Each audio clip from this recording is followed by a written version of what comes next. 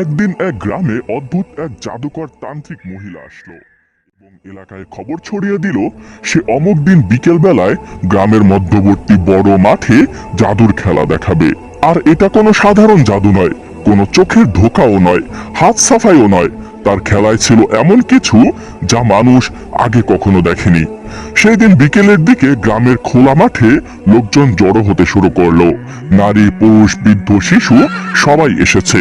মাঝখানে দাঁড়িয়ে আছে সেই মহিলা। তার পরনে ছিল কালো রঙের ঢিলে ঢালা কাপড়, চোখে কালি, ঠোঁটে অদ্ভুত এক হাসি।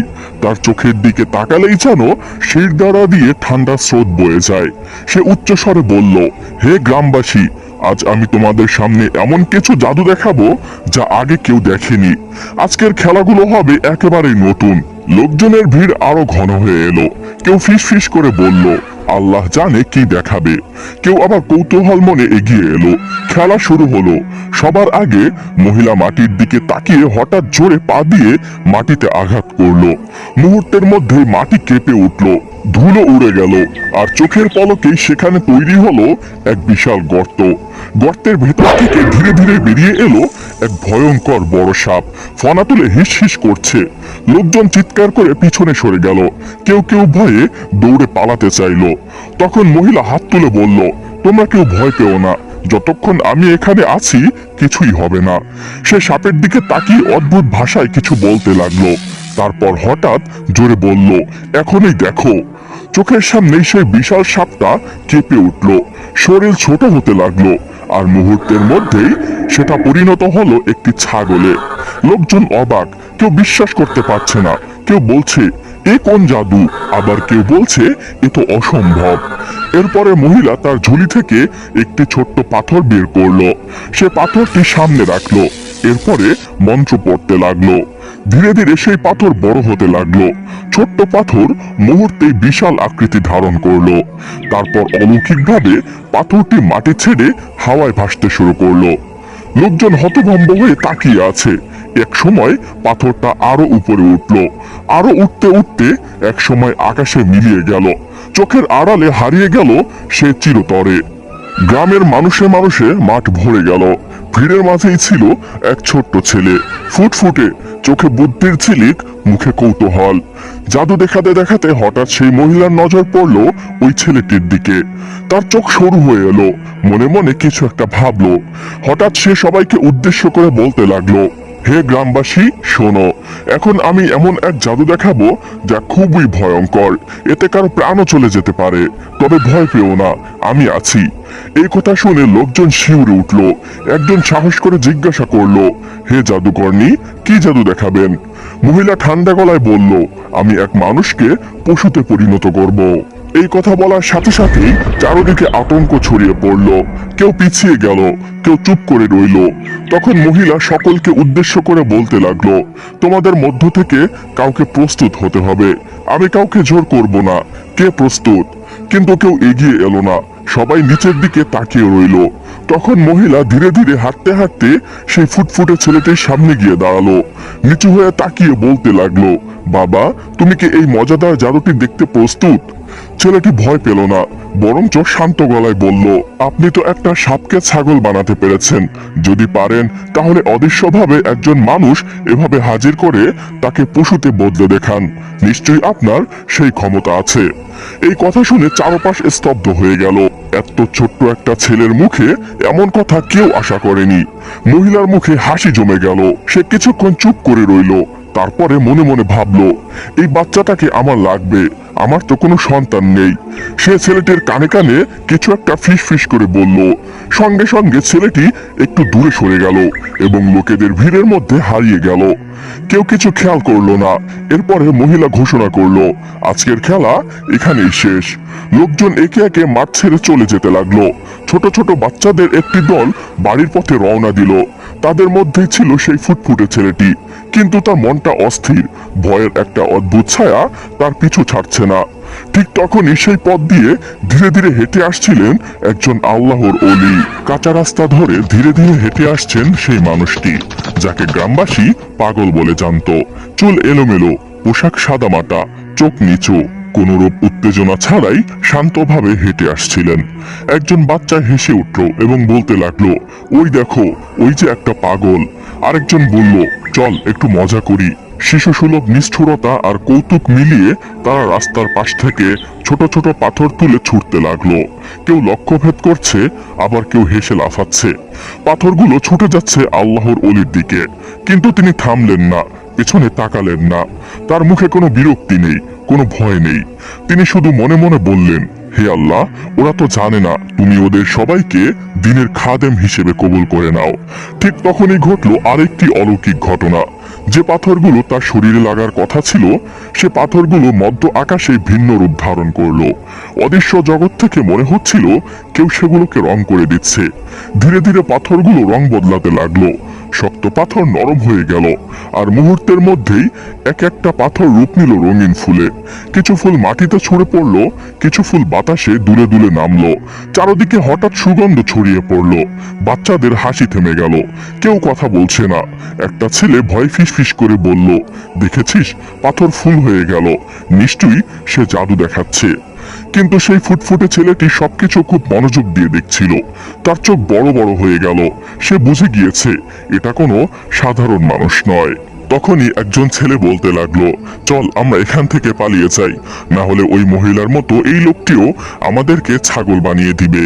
এই বলে সেই বাচ্চাগুলো সেখান থেকে দৌড়ে পালিয়ে যায়। কিন্তু সেই ফুটফুটে ছেলেটি হঠাৎ করে কিছু মনে করে সে দৌড়ে আল্লাহর ওলির পিছনে গেল এবং একটু দূর থেকে ডাকলো, হে আল্লাহর ওলি, একটু দাঁড়ান, আপনার সাথে আমার কিছু কথা আছে।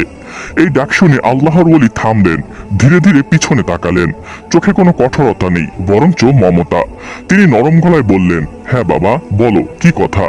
ছেলেটি চারপাশে তাকালো। তার সাথী সঙ্গীরা এখনো দূরে দাঁড়িয়ে আছে।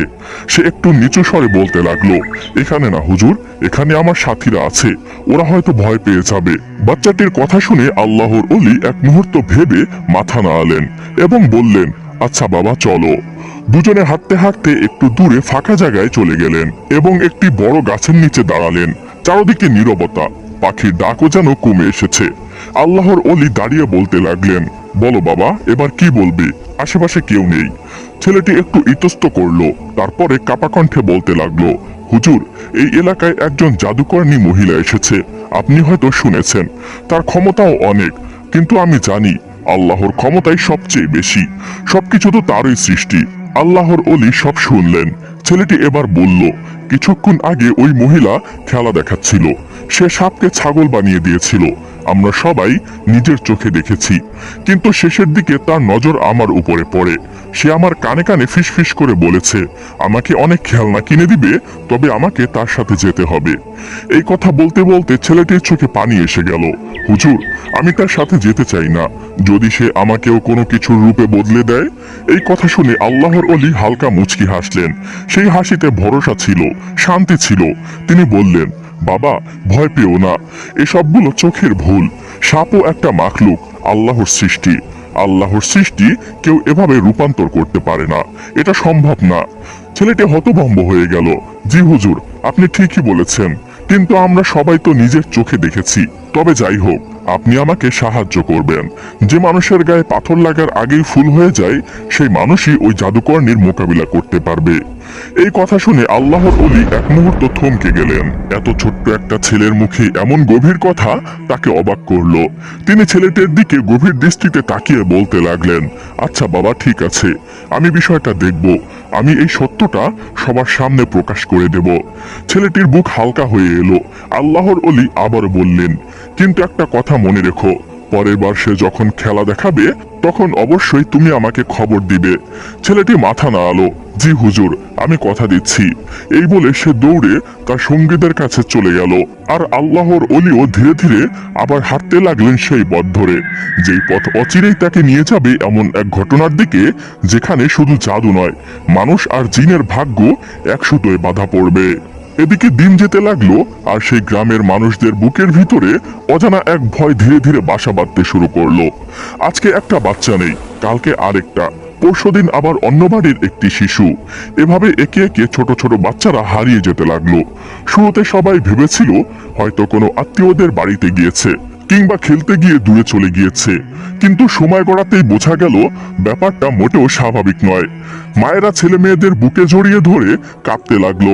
বাবারা দিনভর মশাল হাতে খুঁজতে বের হলো গ্রামের মোড়ে মোড়ে। আলোচনা চলতে লাগলো, কি হচ্ছে এসব? এমন তো আগে কখনো হয়নি। হঠাৎ করে এত বাচ্চা গেল কোথায়? কারো মুখে কোনো উত্তর নেই, শুধু আতঙ্ক আর অসহায়ত্ব। কিন্তু গ্রামের কেউ জানতো না রাতের আধারে সে মহিলা তান্ত্রিকই নিঃশব্দে ঘরে ঘরে ঢুকতো। গভীর ঘুমের ভেতর থেকেই সে বাচ্চাগুলোকে চুরি করে নিয়ে যেত। না কোনো শব্দ, না কোনো চিহ্ন। তারপর গ্রামের পাশের পাহাড়ের ভেতরে থাকা এক অন্ধকার গুহায় তাদেরকে আটকে রাখতো। তার মনে ছিল ভয়ঙ্কর এক বাসনা। অমাবস্যার রাতে সে ওই বাচ্চাগুলোকে বলি দিয়ে তন্ত্র সাধনা করবে এবং আরো শক্তিশালী হয়ে উঠবে। জিনের শক্তি, শয়তানি বিদ্যা আর কালো জাদুকে একত্র করে সে এমন এক অবস্থানে যেতে চাইছিল যেখানে মানুষ তাকে ভিন্ন রূপে ভয় করবে। দিনের বেলায় অবশ্য সে ছিল সম্পূর্ণ ভিন্ন রূপে। সেদিনও মাঠে মানুষের ভিড় জমে গিয়েছিল। সে আবার খেলা দেখাতে এসেছে, কিন্তু আজকের খেলা আগের সব খেলার চেয়েও ভয়ঙ্কর ও আশ্চর্যজনক। লোকজন গোল হয়ে দাঁড়িয়ে আছে।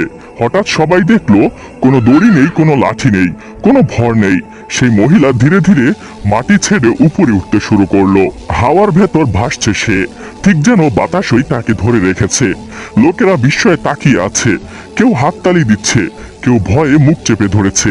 এই ভিড়ের ভেতরে ছিল সেই ছোট্ট ছেলেটি। মহিলাকে হাওয়ায় ভাসতে দেখেই তার বুকের ভেতর কেমন জানি করে উঠল। আল্লাহর ওলির সেই কথা মনে পড়ে গেল। সে বলছিল, যেদিন আবার খেলা হবে আমাকে জানাবে। ছেলেটি আর এক মুহূর্তও দেরি করলো না, দৌড়ে চলে গেল আল্লাহর ওলির কাছে। আল্লাহর ওলি তখন ইবাদতে ব্যস্ত। ছেলেটি শ্বাস নিতে নিতে বলতে লাগলো, হুজুর, সেই মহিলা আবার খেলা দেখাচ্ছে। আজকে সে আকাশে ভাসছে। আল্লাহর ওলি শান্তভাবে ইবাদত শেষ করলেন। ছেলেটির কথা শুনে তার চোখে গভীর ভাব ফুটে উঠল। তিনি উঠে দাঁড়ালেন, ছেলেটির সাথে রওনা হলেন মাঠের দিকে। পথে হাঁটতে হাঁটতে ছেলেটি বলল, হুজুর, আমাদের এলাকায় এই কয়েকদিনের মধ্যে অনেক বাচ্চা হারিয়ে যাচ্ছে। আপনি তো আল্লাহর বিশেষ বান্দা, চাইলে বলতে পারেন তারা কোথায় আছে। ছেলেটির কথা শুনে আল্লাহর ওলি বিস্মিত হয়ে গেল। মনে মনে তিনি দোয়া করলেন, হে আল্লাহ, এই শিশুর অনেক বুদ্ধি, এই শিশুকে আপনি ইসলামের জন্য কবুল করুন। কিন্তু একই সাথে তার হৃদয়ে একটি গভীর চিন্তা ঢুকে গেল, বাচ্চাগুলো যাচ্ছে কোথায়। অবশেষে তারা মাঠে পৌঁছালো। সেখানে তখনও খেলা চলছে। মহিলা এবার তার ঝুড়ি থেকে একটি ছবির ফ্রেম বের করলো। ফ্রেমের ভিতরে আঁকা ছিল একটি কবুতরের ছবি। সে কিছু মন্ত্র পড়ে ছবির উপরে ফু দিতেই সবাই অবাক হয়ে গেল। দেখতে পেল ছবির ভিতর থেকে কবুতরটি ধীরে ধীরে জীবিত হয়ে গেল, নড়তে শুরু করলো। আর এক মুহূর্ত পরে কবুতরটি ডানা ঝাপটাতে ঝাপটাতে উড়ে গেল। লোকেরা উল্লাসে ফেটে পড়ল। ভয় আর মুগ্ধতা একসাথে তাদের হৃদয়ে জায়গা করে নিল। এই ভয় আর সম্মানের কারণে কেউ সন্দেহ করল না যে হারিয়ে যাওয়া বাচ্চাগুলোর পেছনে এই মহিলার হাত। কিন্তু আল্লাহর ওলি নীরবে সব লক্ষ্য করছিলেন। তার মনে সন্দেহ জাগলো। মনে পড়ল সেই দিনের কথা, যেই দিন ওই ফুটফুটে বাচ্চাটি তাকে বলেছিল ওই জাদুকর্ণী মহিলা তাকে নিয়ে যেতে চায়। তাছাড়া ইতিপূর্বে এমন ঘটনা আগে কখনো ঘটেনি। অন্যদিকে সেই জাদুকর্ণী মহিলা মাটিতে তার পা দিয়ে জোরে আঘাত করলো। মাটি ফেটে বেরিয়ে এলো বিশাল এক সাপ। কিন্তু এইবারে কেউ চিৎকার করলো না, কারণ আগেও এমন দেখেছে। বরং লোকেরা আরো কাছে এসে মজা নিতে লাগলো এবং উৎসাহিত হয়ে খেলাটি উপভোগ করতে লাগলো। মহিলা গম্ভীর কণ্ঠে বলল, এবার আমি এই সাপটিকে এক অদ্ভুত দানব রূপে পরিণত করব। এই বলে সে মন্ত্র পড়তে সাপটি বিকৃত হয়ে বিশাল এক দানব আকৃতির রূপে রূপান্তরিত হয়ে গেল। সবাই শিউরে উঠল। কিন্তু আল্লাহর ওলি একটি বিষয় লক্ষ্য করলেন, এত বড় সাপ, এত বড় দানব, অথচ কোনো কিছুরই ছায়া মাটিতে পড়ছে না, যদিও আকাশে সূর্য উজ্জ্বল। তখনই তিনি নিশ্চিত হয়ে গেলেন এগুলো জিন। এই মহিলা জিন দিয়ে এসব কাজ করাচ্ছে। লোকেরা এবার সত্যিই ভয় পেয়ে গেল। এত বড় দানব দেখে সবাই ভয় পাওয়ার কথা। কিন্তু মহিলা হেসে বলতে লাগলো, ভয় পেও না, আমি আছি। এরপরে সে দানবরূপী প্রাণীটিকে আবারও মন্ত্র পড়ে একটি বিশাল ঈগল পাখিতে পরিণত করলো। পাখিটি ডানা মেলে আকাশে উড়ে গেল। আল্লাহর ওলি নীরবে দাঁড়িয়ে সব মনোযোগ দিয়ে লক্ষ্য করছিলেন। মহিলা একের পর এক প্রাণীগুলো রূপান্তরের খেলা দেখাচ্ছে, সাপ, দানব, পাখি, কিন্তু আশ্চর্যের বিষয় কোনোটারই ছায়া মাটিতে পড়ছে না। রৌদ্র উজ্জ্বল, মাঠ পরিষ্কার, তবুও ছায়াহীন এই দৃশ্য আল্লাহর ওলির অন্তরে নিশ্চিত প্রমাণ হয়ে উঠল। তিনি ধীরে ধীরে সামনে এগিয়ে এলেন। কণ্ঠের কোনো অহংকার নেই, কোনো চ্যালেঞ্জের উত্তেজনা নেই, শুধু শান্ত আত্মবিশ্বাস। তিনি সেই মহিলাকে উদ্দেশ্য করে বললেন, আপনি খুব সুন্দর খেলা দেখাতে পারেন, আপনার জাদু নিঃসন্দেহে মানুষকে বিস্মিত করে, কিন্তু আমি আপনার থেকেও বড় এক জাদুকরের সাহায্যে কাজ করি, যার শক্তির কাছে সমগ্র সৃষ্টি মাথা নত করে। চলুন আমরা দুজনে মোকাবিলা করি। তিনি কথা বলছিলেন, কিন্তু চোখ ছিল নিচের দিকে। সরাসরি মহিলার দিকে তিনি তাকালেন না। তার অন্তরের তাকওয়া এতটাই পূর্ণ ছিল যে তিনি দৃষ্টিকেও সংযত রাখতেন। মহিলা একটু থমকে গেল, তারপরে হেসে বলল, আচ্ছা ঠিক আছে, আপনি শুরু করুন, কি দেখাবেন? আল্লাহর ওলি শান্তভাবে বললেন, না, আগে আপনি আপনি মাটি থেকে যে কোনো একটি প্রাণী তৈরি করুন, আমি সেটিকে মেরে ফেলবো, তারপরে দেখি আপনি কিভাবে সেটিকে আবার জীবিত করেন। মাঠে নিস্তব্ধতা নেমে এলো। লোকেরা নিঃশ্বাস বন্ধ করে তাকিয়ে রইল। মহিলা এবারও মাটিতে জোরে পা দিয়ে আঘাত করলো। মাটি কেঁপে উঠল, আর আগের মতোই একটি বিশাল বড় সাপ বেরিয়ে এলো। লোকেরা ফিসফিস করতে লাগলো, কিন্তু আল্লাহর ওলি একটুও বিচলিত হলেন না। তিনি মাটি থেকে সামান্য ধুলো তুলে নিলেন, হাতের মুঠোয় রাখলেন। কেউ বুঝতে পারল না তিনি কি পড়ছেন। শুধু তার ঠোঁট নড়ছে আর চোখে অদ্ভুত এক স্থিরতা। হঠাৎ তিনি সেই ধুলো সাপটির দিকে ছুঁড়ে মারলেন। এক মুহূর্তের মধ্যেই সাপটি কেঁপে উঠল, বিকৃত হয়ে গেল, আর পরক্ষণেই একটি মৃত কাকের রূপ নিয়ে মাঠের উপরে পড়ে রইল। মাঠ জুড়ে হঠাৎ শোরগোল পড়ে গেল। লোকেরা হতবম্ব। এবার পালা সেই মহিলার। সে মন্ত্র পড়ল, চিৎকার করলো, তন্ত্রের সাধনা সব শক্তি ঢেলে দিল, কিন্তু কিছুতেই সে মৃত কাক নড়ল না, জীবন ফিরল না। তার মুখের হাসি মিলিয়ে গেল, চোখে ভয় স্পষ্ট হয়ে উঠল। লোকেরা সব মনোযোগ দিয়ে দেখছিল। তখন আল্লাহর ওলি সবার দিকে ফিরে দৃঢ় কণ্ঠে বললেন, হে গ্রামবাসী, এই মহিলা আপনাদেরকে জিন দিয়ে বোকা বানাচ্ছিল। এ কোনো প্রকৃত জাদুকর নয়, এগুলো সব শয়তানি কারসাজি। এই কথার সাথে সাথেই অদৃশ্য জগতেও তোলপাড় শুরু হয়ে গেল। মহিলার কাছে আরো দুইটি জিন ছিল। তারা দেখল তাদের একজন সঙ্গী সম্পূর্ণভাবে ধ্বংস হয়ে গিয়েছে। ভয়ে তারা আর দাঁড়ালো না, মুহূর্তের মধ্যে সেখান থেকে পালিয়ে গেল।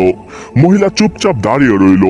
আল্লাহর ওলি আবারও বললেন, হে গ্রামবাসী, আপনাদের এলাকার ছোট ছোট বাচ্চাদের এই মহিলাই চুরি করেছে, কারণ সে আসার আগে এমন কোনো ঘটনা ঘটেনি। এই কথা বলেই তিনি সেখান থেকে চলে গেলেন। আল্লাহর ওলির আর কিছু বলার প্রয়োজন ছিল না। গ্রামবাসীর রাগ তখন আগুনের মতো জ্বলে উঠল। তারা মহিলাকে মারার জন্য এগিয়ে গেল। ঠিক তখনই মহিলা কাঁপতে কাঁপতে বলল, আমাকে কোনো ক্ষতি করো না, আমাকে মেরে ফেললে তোমরা তোমাদের বাচ্চাদের আর পাবে না। আমি বাচ্চাদের এনে দিব, আমাকে মাফ করে দাও, আমাকে ছেড়ে দাও।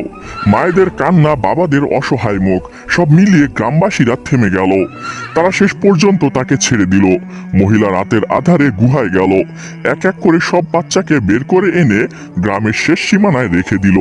তারপর অন্ধকারের ভেতর দিয়ে পালিয়ে গেল।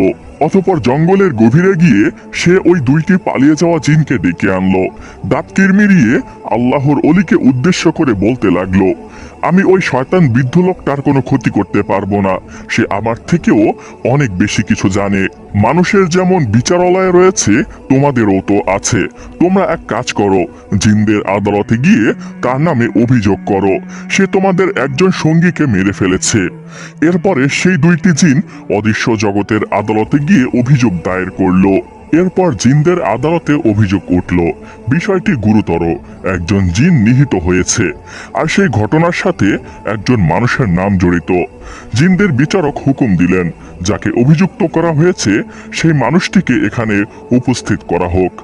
সেই রাতে আল্লাহর ওলি নিজের কামরায় বিশ্রাম নিচ্ছিলেন। নীরব রাত, চারপাশে নিস্তব্ধতা। হঠাৎই দুইজন জিন অদৃশ্য থেকে দৃশ্যমান হয়ে উঠল।